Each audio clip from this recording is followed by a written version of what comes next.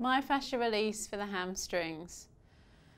Myofascial release seeks to release any adherence between the layers of soft tissues and therefore allow the fascia to move normally and for therefore the muscle beneath the fascia to function normally in terms of stretch and contraction. There are two forms of myofascial release. Direct myofascial release actually works with a moderate force into the tissues to stretch and release the fascia directly. We commonly find fascial adherence within the hamstrings where the muscles actually merge together, so between the bellies of biceps femoris and semitendinosus, or between semitendinosus and membranosus.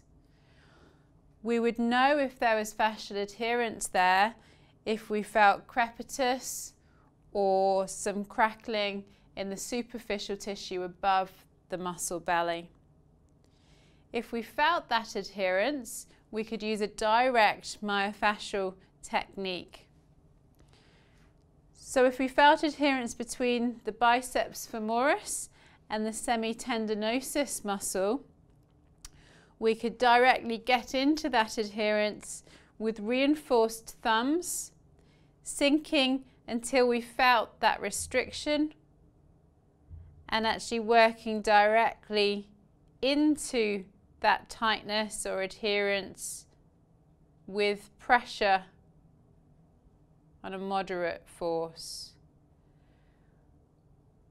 We want to move slowly through that adhered tissue to make sure that we get a stretch on the tissue which will actually have an effect on releasing the fascia.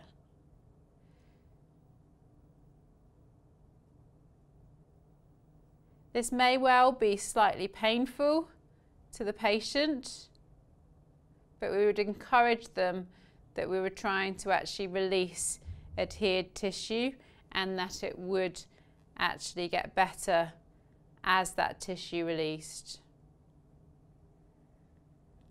So a slow, direct pressure into where you feel that fascial adherence. And I would continue to do that until I felt less restriction or less adherence in the tissues, and also until the patient felt that it was easier subjectively as well.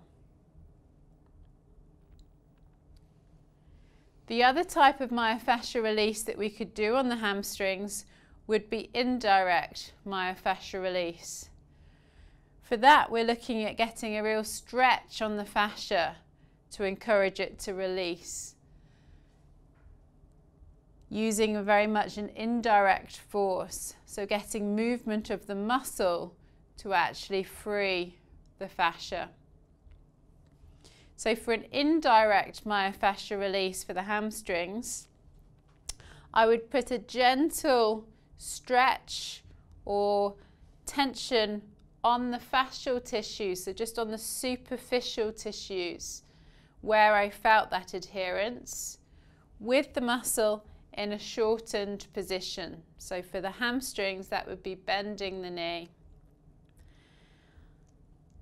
Bring up the stretch on the fascia with my one hand, and then I would get the patient to actively contract the muscle back and forth. So that would be getting them to actually allow their leg to come back down and then pump their leg back up. Whilst they did that, I would hold my pressure on the fascial layer. This technique is trying to actually allow the muscle to free from the adhered fascia. And I would get them to continue to do that until I felt that fascia no longer actually pulling away from me when the patient moves their muscle.